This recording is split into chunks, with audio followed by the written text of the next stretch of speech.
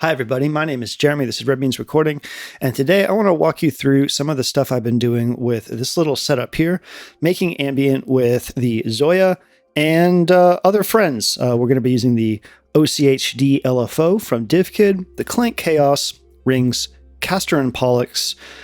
This is from Mutable Instruments, and this is from Winterbloom. And finally, we'll be having our stuff run out through this rule in 531 here. The goal of this is to explore what we can do with the ZOIA Euroburo as a multi-channel processor with all the stuff that it has in it, processing signals from Rings and Castor and Pollux, both from an audio perspective and also passing CV back and forth. I've been doing stuff on my second channel involving this little setup, doing some various types of ambient patches, and you're welcome to go check those out if you want. But I'm going to walk you through some of the techniques that I've come up with this setup and just show you what we can do with the Euroburo in this particular situation. So I think for this patch, because there's a lot of ways we can do this, I think what I want to do first is I want to get our pitch sequences for Rings and Castor. So before we run into the Euroburo, I'm going to take these out, and I'm going to make some pitch sequences using the Chaos. So let's go ahead and grab our A out here of Castor and Pollux. We'll use a saw wave for right now. So we're going to get our pitch sequences over here from the Clank. So I'm going to go to this channel right here, and I'm going to go to Quantize, and we're going to be working in pentatonic minor because that's all I ever use for ambient, and I'm sorry if you don't like it. You should. It's great. We're going to hit this little button which links our loop, CV, Chaos, and clock into these individual channels. We're going to unlink this from clock. So now we should not be linked to clock on this, which means if I go to time, this slows us down, and we want to go way slow. Small cable running from the CV out of this into the pitch of here. And for right now, we're going to actually turn this up in speed and turn up this. So you can hear we're getting a little pentatonic minor randomized sequence. And we can mess around with this. So what I'm going to do is I'm going to raise the voltage floor a little bit and turn down the voltage window.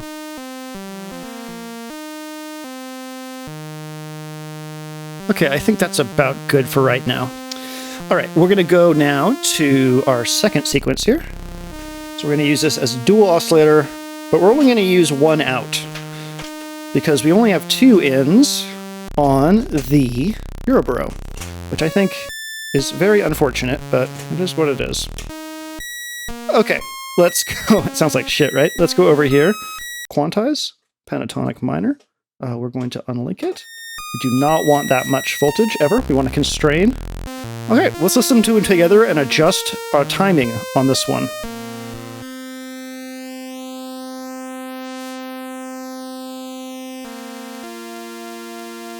Beautiful. What do you say we get that into the Euroburo and start making that sound pretty before we move on to Rings, shall we? So we're going to take the dual out of this and put it into the left input of our ZOIA here. Oh my God. Oh my God. There we go. Okay. So what do we need to do to get this to come out of our outputs right here in a cool fashion? Well, we need to set up probably a VCA and something to make it come in and out, probably a filter. So let's do that on this page. We're going to go into Interface Modules, Audio Input, and we will say we just want the left input because that's what we're coming in here right now. I wish this thing had multiple audio inputs so badly. So now if we made an audio output, a stereo audio output with gain control, like that, we could then connect this and we should hear. There we go. But that's still not very cool, right? I mean, it's not terrible, but it's not great. So we want this plugged in. Let's go ahead and disconnect these by connecting the connection with our fingers and then unconnecting it. Okay, so the first thing I want to do is add a VCA. So I'm going to go into Audio Modules and VCA, and we're going to say 1 in, 1 out.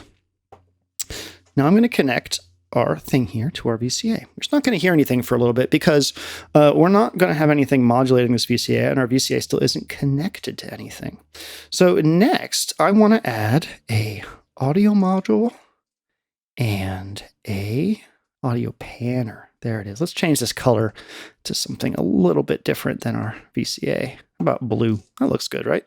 1 in, 2 out for that. This is an auto panner. Let's take this, connect it to here. And now we can add the last part of this voice chain, which is going to be a filter. So we're going to go to audio modules, and we're going to find where it says multi-filter. We want a low-pass filter, and we'll change this to a blue for our filter. Well, we're going to disconnect this, and we're going to go into the output of our VCA, connect it to our panner. Let's go ahead and move these so that they are in the order that we want. So we'll click on the little module we want here, hit move, and we'll just move that over for right now. The filter is going to be next in line, so we will move that here. Let's connect the output of our VCA to our filter and check where the audio out of our filter is, and then connect this to the output of the panner. We'll move our panner here, and now we can see our signal chain going from top to bottom.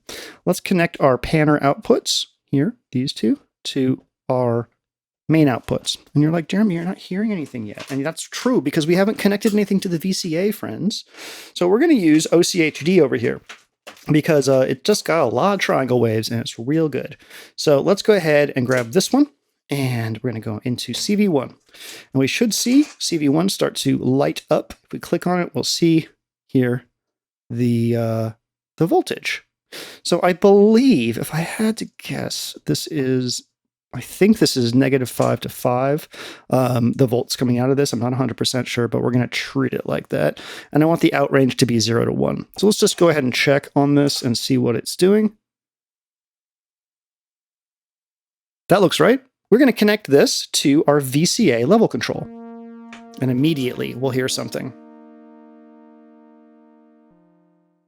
The trick of this patch, and Ambient in general for me, is generally creating movement through unrelated LFOs. So let's take another LFO and grab it from, let's see, here. We'll grab this one. This LFO is going to go to our panner. So let's go to our panner here. Before we do that, we will edit our range for this from -5 to 5. Let's find our panner here and connect this. And now we're panning.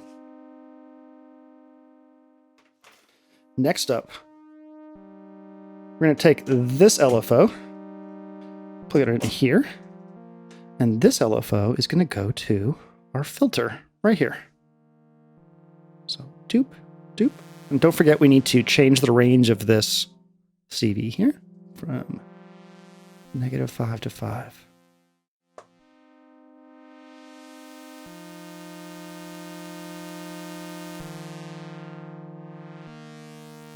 So that's okay, right? Kind of neat. We can adjust how much this filter actually is being manipulated by this, by turning down the relationship here. This is really good. Every connection in the ZOIA has a built-in attenuverter. So you can just sort of keep it where you want it to go. Cool. Now, of course, we can adjust the speed of all that here because that's how OCHD do. Okay, so now you're like, wow, Jeremy, that's really great. It sounds really dumb. Like, well, we haven't added reverb and delay yet. So let's, we're going to save the second page here of our pages, which if we go here, you can see our page list. Let's go ahead and name this page list to Castor, A-S-T-O-R.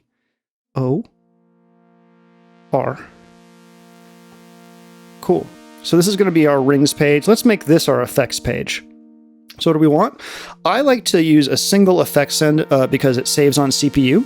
So I'm going to go into effect modules and I'm going to go to, I think I want reverb first. We're going to use a reverb light just to save some CPU because I want to see if we have room for a looper later to add some spice to this. 2 in, 2 out because we're going to grab from that auto panner and that's good. And after that, we're going to go to effects modules and add a ping pong delay. Ping pong. 2 in, 2 out because we are in stereo, baby. Done. We're going to give ourselves another output here using the interface modules, audio output, gain control on. So now this whole page here is just our effects, which is pretty nice. So we can send things, like we're going to get rings involved here, but we can send Castor and Pollux to here too. So let's go ahead and make our reverb 100% wet, because it's a send. That's how sends generally work. Not all the time, but in this case, that's how they work. We're going to connect the output of our reverb to our input on our ping pong delay. And we're going to connect the output of our ping pong delay to our audio out that we've created here. Now we need to connect Castor and Pollux to the input right here. So let's go back here and find our auto pan. So auto pan out 1, auto pan out 2, connect that to here, and then auto pan out 2. And now we have some stereo effects, which is really what we want. Let's go ahead and increase feedback.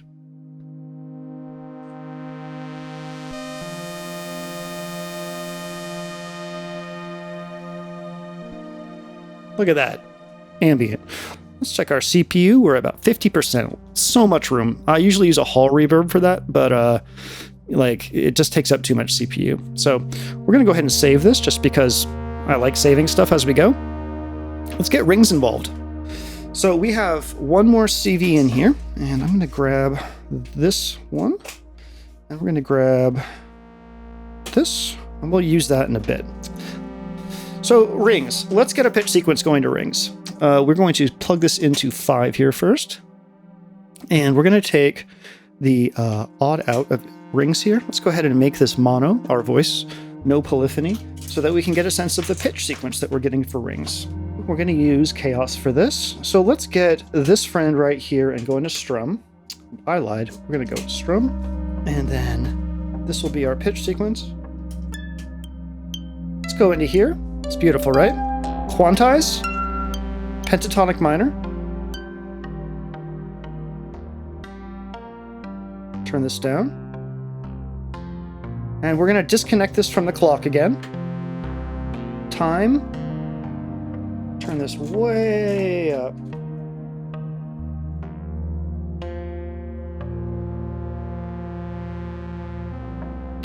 Other thing I like to do with this, I like to take another output and put it into structure. Because structure, let me play this for you real quick.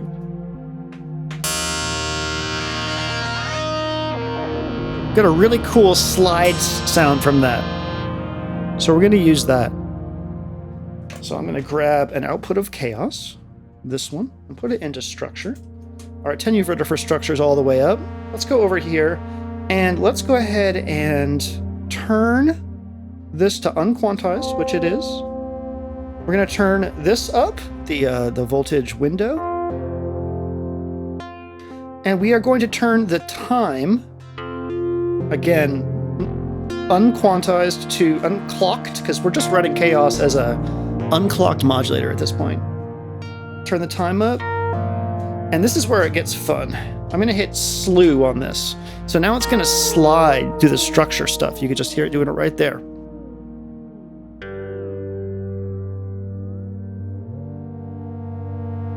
Okay, we are going to unconnect our gate, our strum here.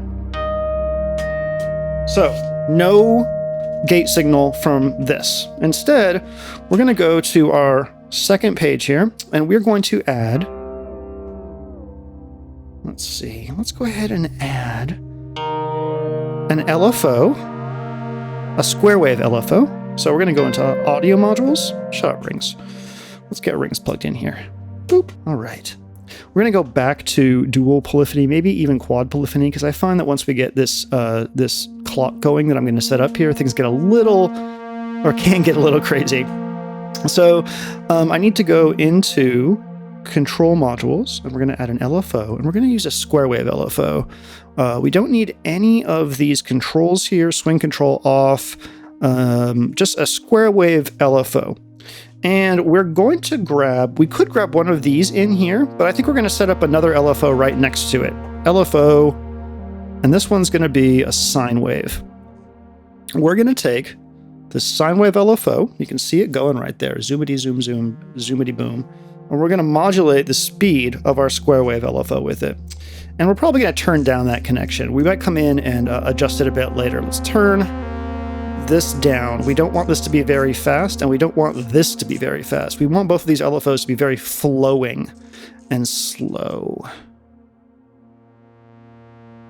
Maybe not that slow. Okay, cool. So now we can take that square wave LFO, which is basically a clock, and connect it to our CV out. And we'll see this blinkety blink right here to the speed that we had before. And we're going to take that and put it into strum. I find it very, very useful to stay organized when doing this. And the other advantage of this is that you can actually copy pages that you've created in here from one patch to another. So if you set up something you really like a VCA filter combo or something like that, you can copy it from another preset that you've created, which is really handy, depending on how you like to use ZOIA. So let's make sure that we're on the rings page. We are. Okay, so let's go ahead and listen to this. We're going to do a interface module, audio input, and we're going to choose right, which is the second one right here. And we'll go ahead into here and do another audio output. Gain control on, and done. Let's go ahead and connect this.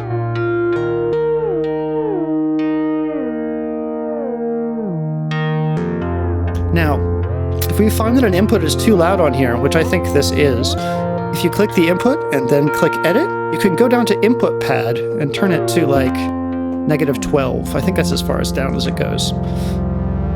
So now we've just turned down our rings. Another thing we can do here, let's do this instead. I'm going to delete our audio output right here. I'm just going to add a VCA right after this. One in, one out.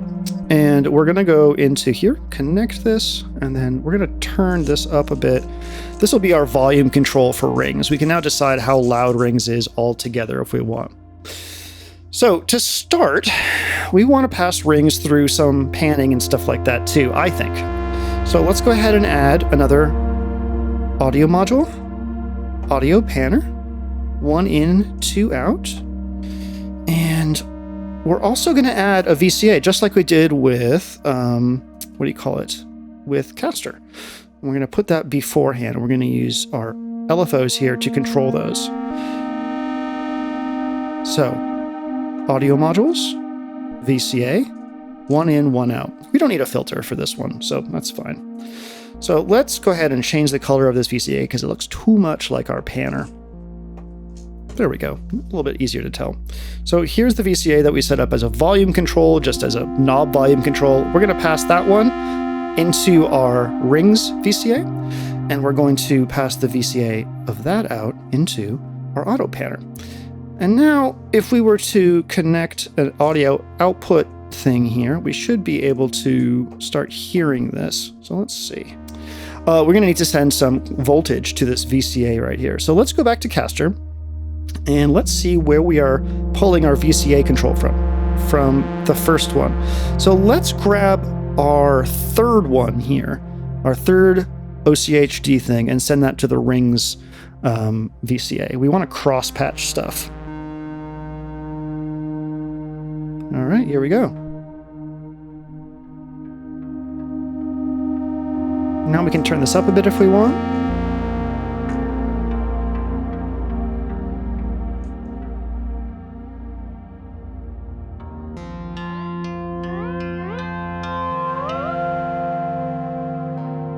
All right, let's assign the first CV in here to our panner. Let's turn down the amount a bit so we're staying mostly in the center, but we still get a little bit of movement. And now let's take the output of that audio panner and pass it to our effects channel, which is here.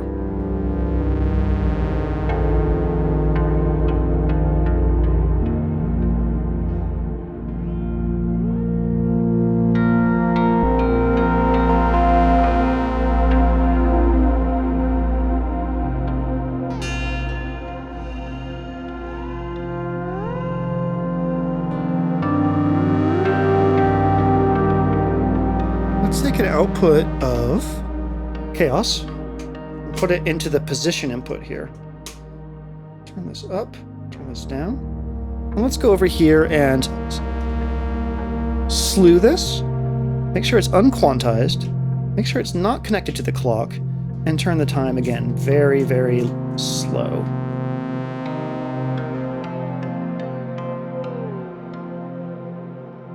So you can hear that square wave that we're modulating with another LFO is acting as a clock, a strum clock for rings, a little gate input, which is pretty neat. Let's get something going to brightness as well, shall we?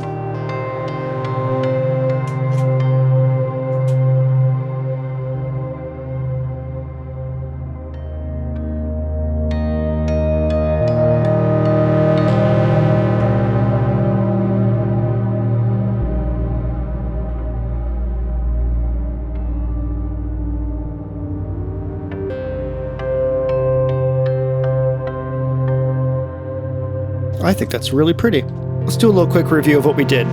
Castor and Pollux is being pumped into here, into the audio right here, which we set up some pitch sequences for via Chaos. Very slow pentatonic minor pitch sequences that we set up before we put it in. We're pulling the single summed output here.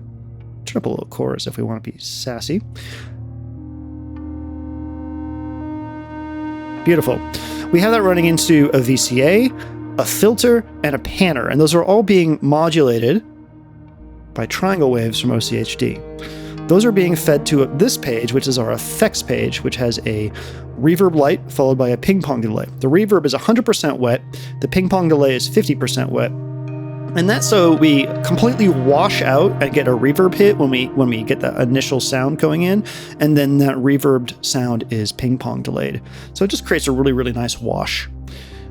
We did the same thing to rings pretty much, except instead of no triggering for it, we decided to create a square wave LFO as a clock or a trigger, which is being manipulated by a sine wave LFO to speed up and slow down, which gives us this sort of, sounds like almost like cinematic guitar playing. We modulated rings with a few things from Chaos just to give it some variety, and we passed that to our effects. The trick here, there's no trick. The idea here is to create a lot of relationships, tidal relationships between things so that they just occur. Like, I'm not doing anything this. I have no control except for... So, let's see, how long have we been filming for? About 30 minutes? Okay, so the next level to this, we could introduce a set of stereo loopers that could create some interesting variety, sort of glittery bits on top. So let's go ahead and do that. Let's just create a looper. It's going to be under audio modules. Max time, let's turn that to 16 seconds, 32 seconds for our max recording time. And let's see, length edit on, playback looped, length fixed, play reverse, yes. Overdub, no. Play stop button, yes. Actually, we're going to connect our VCA out here, or multi-filter out here to our looper in. So we now have a signal from the other thing going into the looper. So that's the filter output from Castor and Pollux before it goes into the otter panner.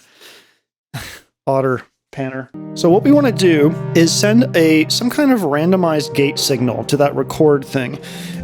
I need to create an LFO. Okay, so now what we want to do, let's assign this CV in here to the looper start position, and this one to the length. And now we have some modulation of our loop going on, which is what we want. But we need still to change this record buffer here. So what we're going to do is we're going to go into control modules, and we're going to do a LFO, square wave, done, output of the square wave into record. Okay, so now we need to turn this way down.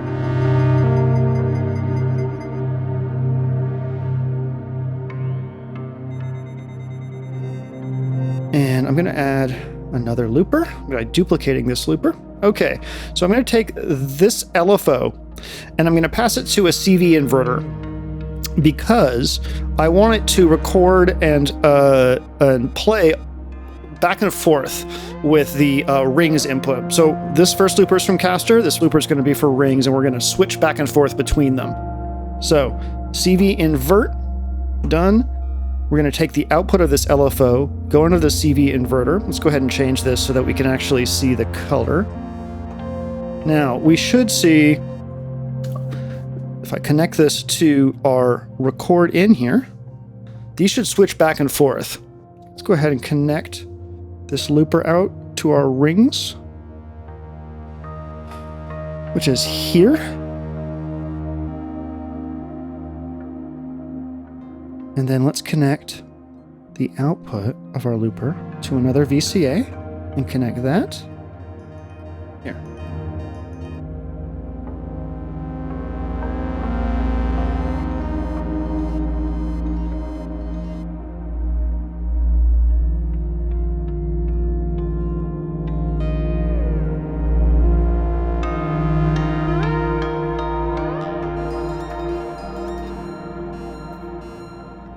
Now we're going to get those attached to the effects, of course.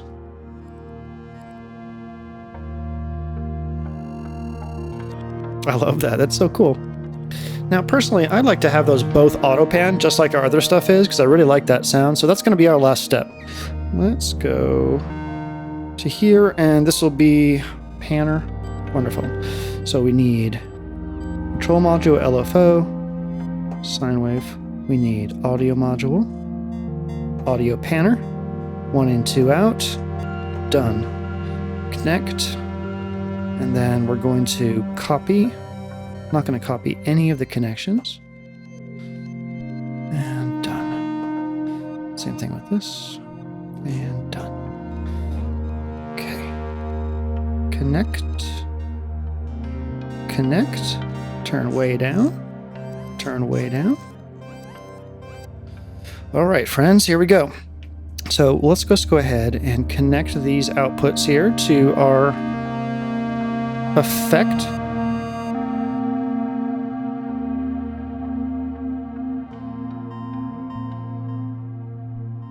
When you know what the pages are, it helps your connections immensely.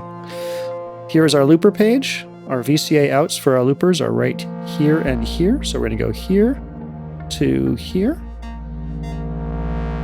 And we're going to go here to here. And then we're going to disconnect our VCA connections because we want that panner to do the work.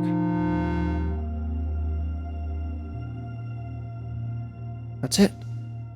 We just made our looped pan signal 100% wet, which I think is cool.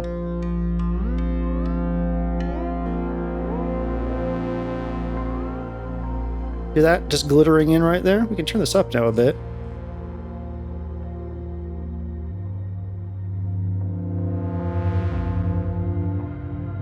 So our panners that, or excuse me, our loopers that we just set up are now glittering in the background, just 100% through that reverb and ping pong delay.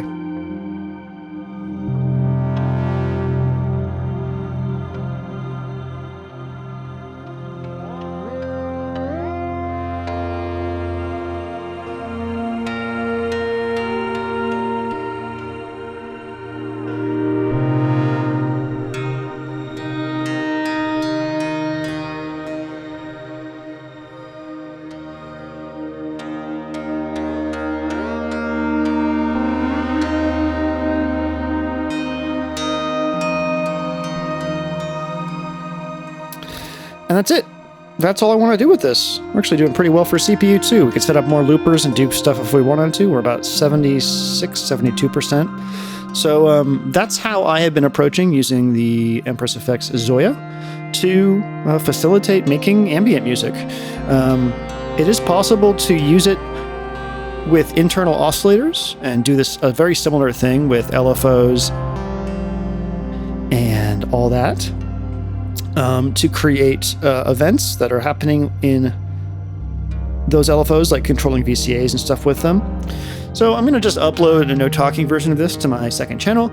Thank you for watching. I hope this was interesting to you. I also hope that I'm able to edit this video down to less than an hour. But yeah, thanks so much for watching. My name is Jeremy. This is Red Means Recording, and I hope you have a wonderful day.